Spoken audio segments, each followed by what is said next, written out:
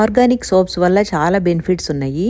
ఇవి స్కిన్ మీద చాలా జెంటిల్గా పనిచేస్తాయి అండ్ న్యూట్రియంట్స్లో రిచ్గా ఉంటాయి అండ్ ఎన్విరాన్మెంటల్ ఫ్రెండ్లీగా ఉంటాయి అన్నమాట ఈ సోప్స్.